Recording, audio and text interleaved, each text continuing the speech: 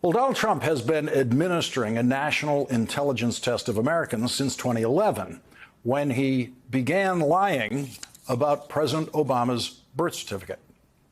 Millions of Americans failed that intelligence test when they believed Donald Trump's lies about President Obama's birth certificate and his lies about how he was investigating President Obama's birth certificate by sending private investigators to Hawaii, which, of course, he never did.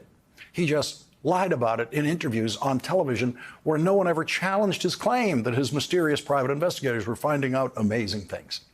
Since he began running for president in 2015, Donald Trump has been administering daily national intelligence tests to Americans, and the results have been a devastating demonstration of higher levels of rank stupidity than anyone could have guessed. In 2016, Donald Trump came in first in the Electoral College, but second with voters with only 46% of the vote. Hillary Clinton got 3 million more votes than Donald Trump, which amounted to 48% of the vote. In 2020, Donald Trump came in second in the Electoral College and with voters winning 46.8% of the vote. Joe Biden got 7 million more votes than Donald Trump with 51.3% of the vote. And I know for a fact, through private conversations with Trump voters, in both of those elections, that there are Trump voters who simply want lower taxes and or are opposed to abortion, and voting for the Republican presidential candidate is what they've always done. But they know that Donald Trump is a buffoon, a liar, and very likely a criminal. They are Trump voters who are not fooled by Donald Trump and are not voting for Donald Trump personally. They're voting for lower taxes and voting for ultra-conservative Supreme Court justices. But that leaves at least 40% of the electorate who fail every public intelligence test that Donald Trump administers, every one of them, like the one he did today on his social media site. If you believe anything Donald Trump says in this social media post, you have failed today's intelligence test. Donald Trump wrote, "If a president does not have immunity, the opposing party during his/her term in office can extort and blackmail the president by saying that if you don't give us everything we want, we will indict you for things you did while in office, even if everything done was totally legal and appropriate. That would be the end of the presidency in our country as we know it, and is just one of the many traps there would be for a president without presidential immunity. Obama, Bush, and soon Joe Biden would all be in prison. Protect presidential immunity." Donald Trump is pretending that the concept of presidential immunity from criminal prosecution already exists, which is why he says protect presidential immunity, instead of what he really means, which is create presidential immunity. Donald Trump has proudly lived a very coddled life as a rich person since birth, who never missed a meal and never missed a day of being stupid. But as stupid as Donald Trump is, he is not stupid enough to believe everything that Donald Trump says. If Donald Trump thought presidential immunity from criminal prosecution existed while he was president, he would not have been so polite with Vice President Mike Pence in begging him to overturn the presidential election. He would have, by late morning of January 6th, put a bullet in Mike Pence's head, thereby automatically moving up President pro tem of the Senate, who was Chuck Grassley, to preside over the electoral vote count, and Chuck Grassley would have absolutely counted those votes anyway Donald Trump told him to. We know two things about January 6th. Number one, Donald Trump wanted to remain president more than he ever wanted anything in his life. And number two, there were things he would not do to achieve that, crimes he would not commit, because Donald Trump knew he could not, in fact, according to the law, stand in the middle of Fifth Avenue and shoot somebody. A day in the life of the Trump White House was full of two things: the actions of a president out of control and the decisions of a president who knew he could not do many of the things that he wanted to do. He knew there was no criminal immunity for his conduct, and he often feared making choices that he believed could help him, but wouldn't look good. And not that they weren't illegal, they just wouldn't look good. And that was enough to stop Donald Trump. On January 3rd, 2021, the final days of what is now his accused criminal conspiracy to overturn the presidential election. Donald Trump led a long meeting in the Oval Office about his plan to install his now criminal co-defendant, Jeffrey Clark, as the acting Attorney General of the United States. During that meeting, senior members of the Justice Department were yelling about how stupid the Trump idea was. They threatened to all resign if Donald Trump persisted in naming Jeffrey Clark the acting Attorney General. And what happened after all the yelling in the Oval Office about Donald Trump's stupid idea? Donald Trump backed down. It was not an illegal idea, but Donald Trump was still afraid to do it because he knew there were limits. Yesterday's Court of Appeals opinion pointed out that we have over 200 years of history of presidents not being criminally prosecuted by the attorneys general of the opposing party after they leave office. All of those presidents knew they could be prosecuted for crimes committed while they were president. Donald Trump was 28 years old in the summer of 1974 when the country got the most vivid lesson in our history of how fully subject to criminal prosecution former presidents are.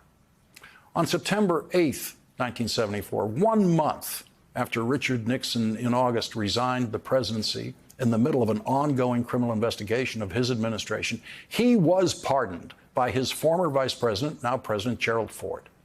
It was a pardon unlike any other ever issued by a president. It was not a pardon for a specific named crime. It was a pardon for any and all possible crimes Richard Nixon might have committed from the first day of his presidency until the last day of his presidency. A blanket pardon to cover any and all crimes that Richard Nixon committed while president. The issuance of the pardon was much bigger news than the score of the Super Bowl that year. There wasn't a high school kid in America who did not know about that pardon. Donald Trump now wants us to believe that there was one 28-year-old who recently made the big move across the East River, where he grew up in Queens, to a studio apartment in Manhattan on the Upper East Side, who had no idea that the President of the United States pardoned the previous President of the United States. Newsstands were on every corner in New York City in those days, with multiple New York City newspapers on display with their headlines prominently displayed, so that even if you didn't read one of New York City's several daily newspapers in those days, it was impossible for you to miss the news of the day if your eyes were open. Donald Trump was not one of the 28-year-olds in New York City doing drugs that day. He never did drugs. He was never drunk. He walked by this headline all day on September 8th, 1974. Donald Trump has never been a reader, so there's no reason to think that he read the words of the pardon President Ford issued to Richard Nixon. It included this paragraph.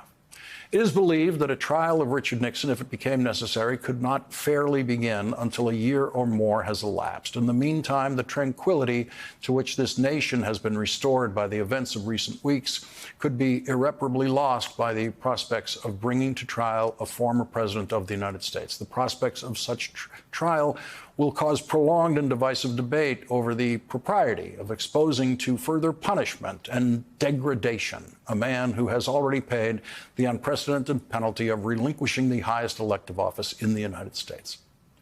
President Ford used the word trial 3 times. A trial of Richard Nixon, bringing to trial a former president, the prospects of such trial 3 times.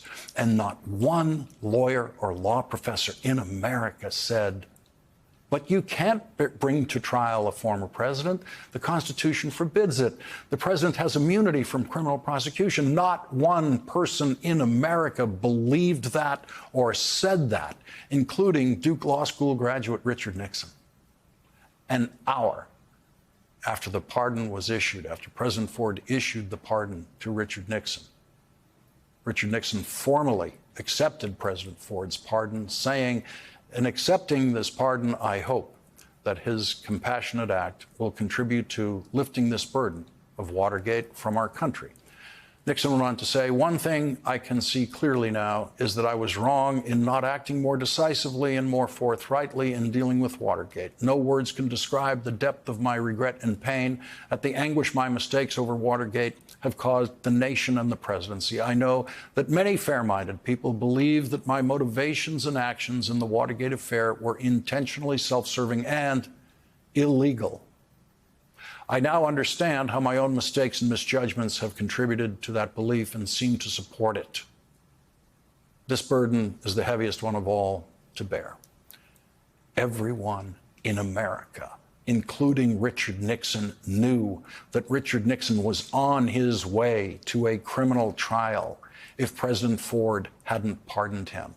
And now Donald Trump is asking his voters to believe that on that day, in 1974, Donald Trump was the stupidest person in America. Stupid, yes, but not that stupid. He knew. He knew. Donald Trump knew every day of his life since he was 28 years old that the President of the United States does not have criminal immunity for crimes committed while president. Donald Trump has known that for 49 years now. The dysfunctional minds who believe Donald Trump will never know that yesterday's appeals court opinion points out that we actually live in a country where the Attorney General cannot, as Donald Trump would put it, quote, indict you for things you did while in office, even if everything done was totally legal and appropriate. Donald Trump speaks to his followers as if they are completely uneducated children, and his followers are incapable of recognizing that insult when he delivers it to them. The day Richard Nixon resigned the presidency and Gerald Ford took the oath of office, the very first thing President Ford said to the country as president was, "My fellow Americans, our long national nightmare is over." The long national nightmare he was referring to was the 18-month investigation of criminal conduct presided over by President Nixon. The long national nightmare that is Donald Trump is much longer than the Nixon nightmare, and it is ongoing. But now the Federal Court of Appeals has unanimously sent Donald Trump on his way to becoming the first former president of the United States to face not just one criminal trial, but 4 criminal trials. Tonight, no one is having worse nightmares than Donald Trump.